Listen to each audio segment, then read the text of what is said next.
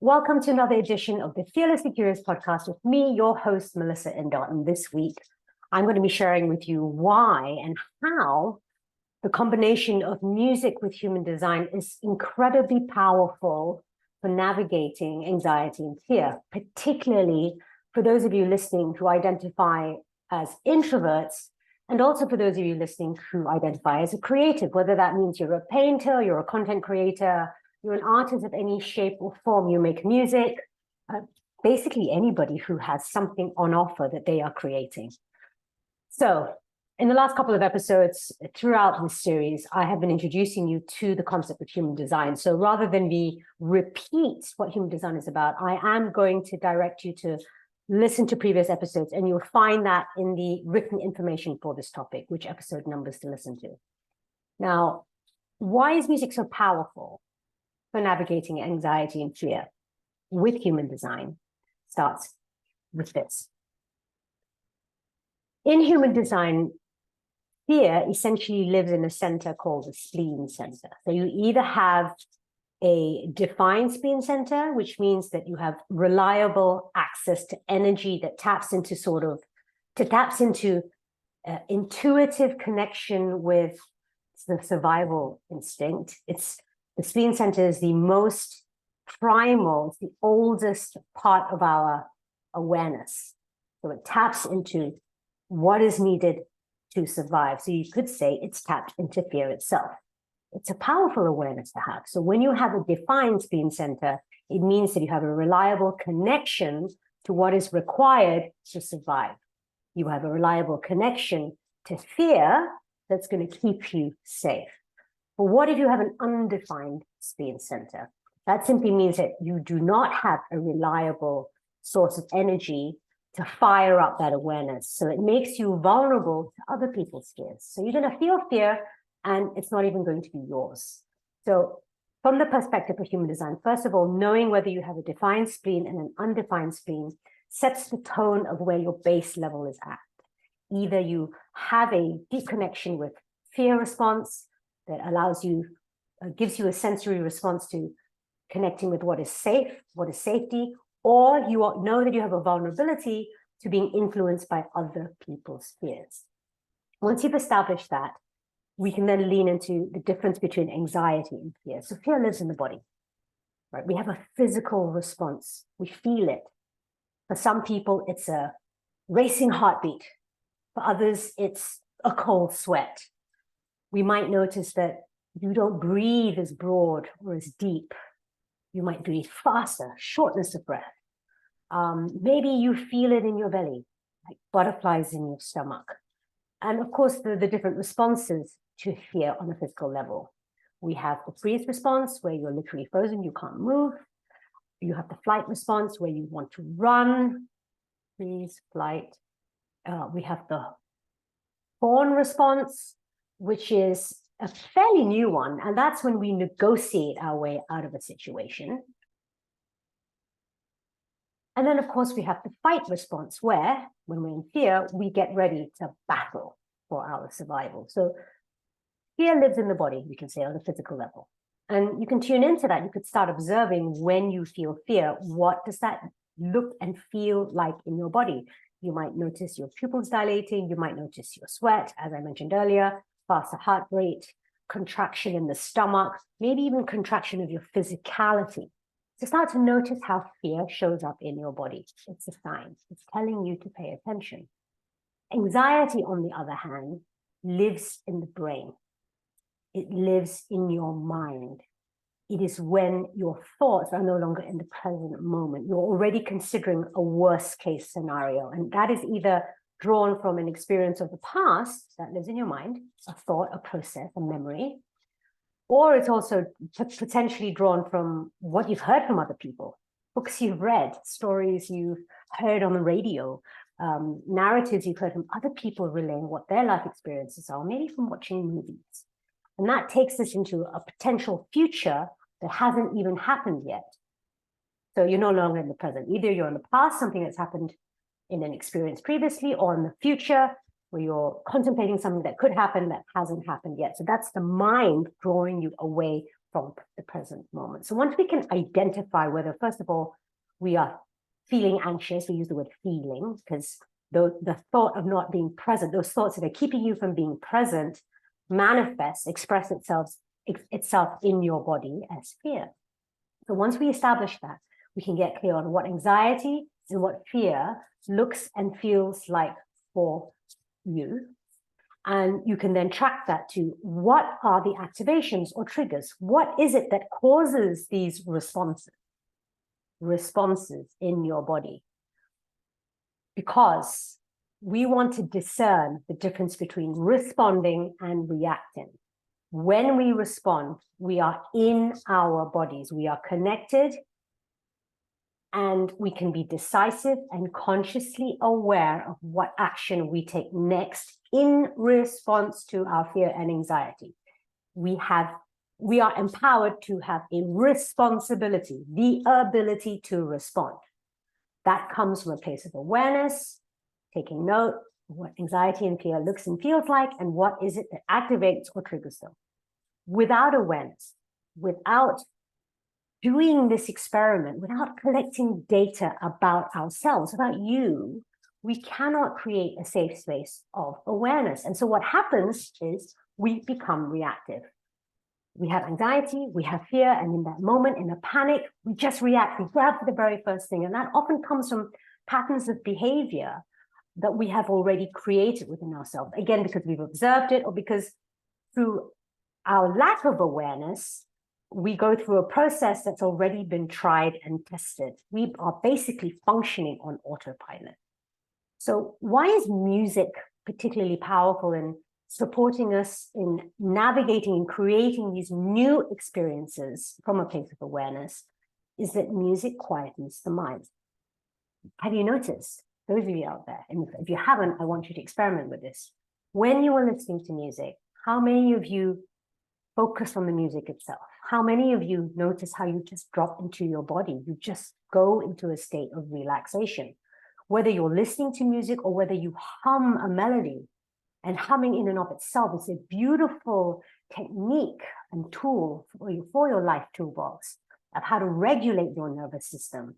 Because as babies, when we were first sitting in our mother's womb, the sounds of the world outside come through as frequency, come through as hums. And so that is creating an environment for ourselves from which we function. And mothers naturally hum and sing to their babies when they're holding them close.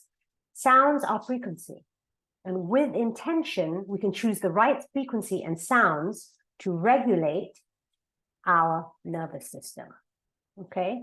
So when you are anxious, when you feel fear, I want you to go to your favorite music.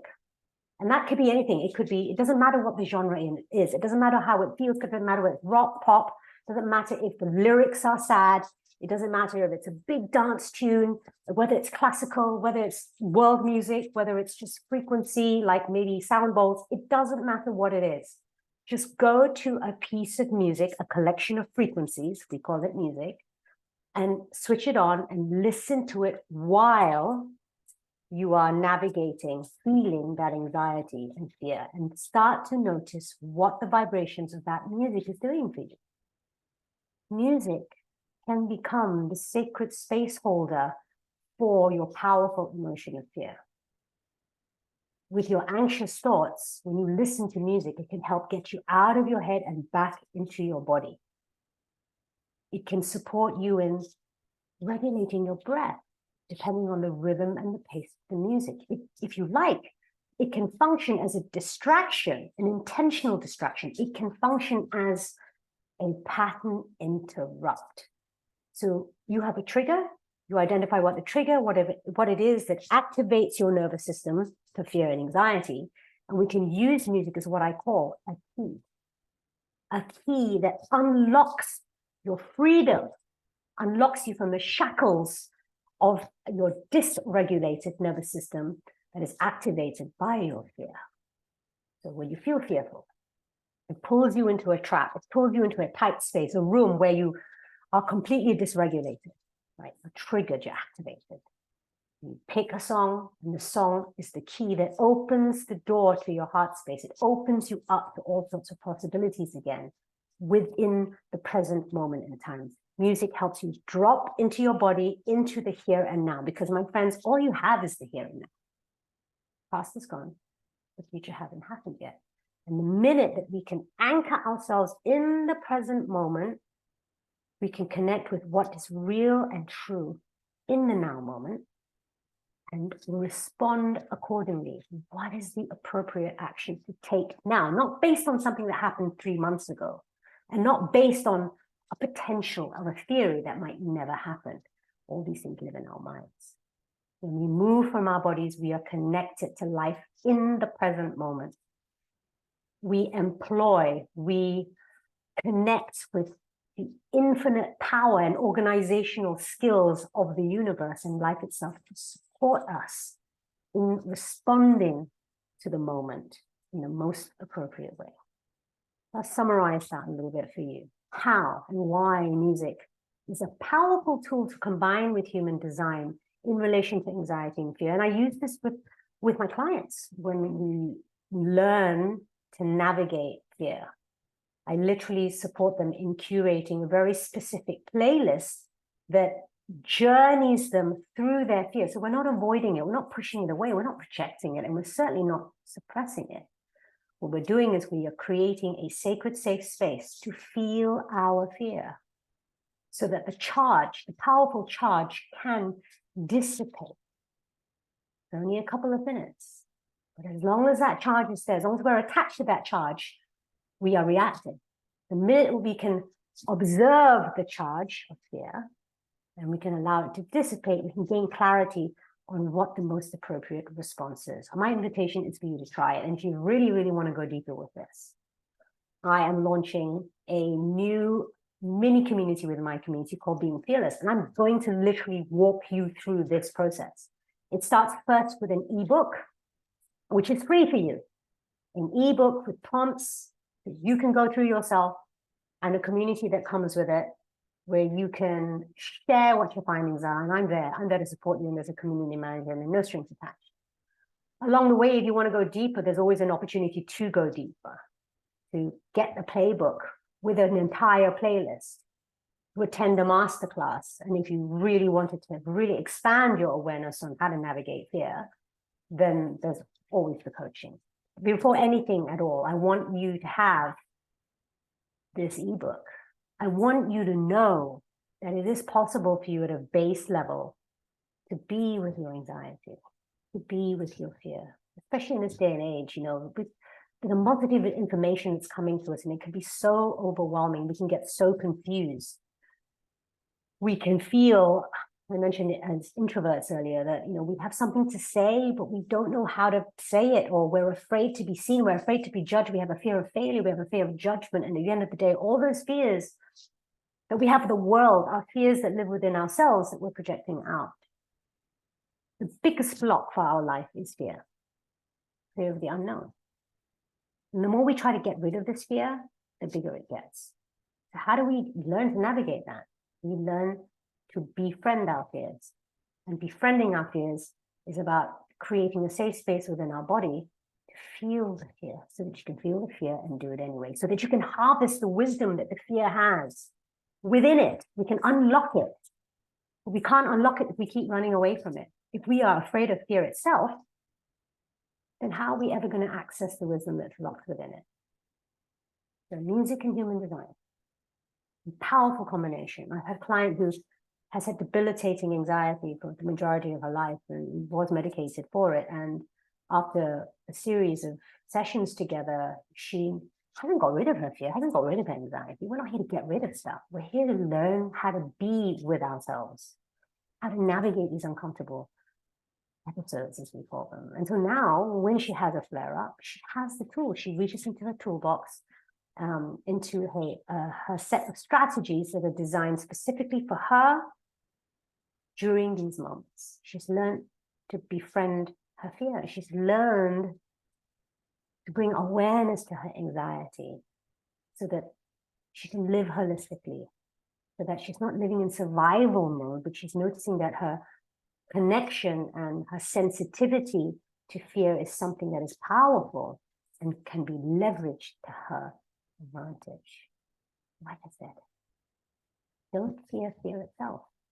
Let's befriend fear. And if you don't want to use your human design, but you want to learn about how to use music, or how to learn how to use music to be a vehicle so that you can move through your fears, to learn how to leverage on music to befriend your fear, use music to be a space holder for your fears, then you just need to reach out to me on any of my social media platforms, and we'll make sure that we get you that ebook immediately. Until next time, my friends, if fear shows up, know that it is a wise part of you looking to take care of you. And there is a deep, deep wisdom locked within, waiting for you to access it. Stay fearlessly curious, my friends. Until next time.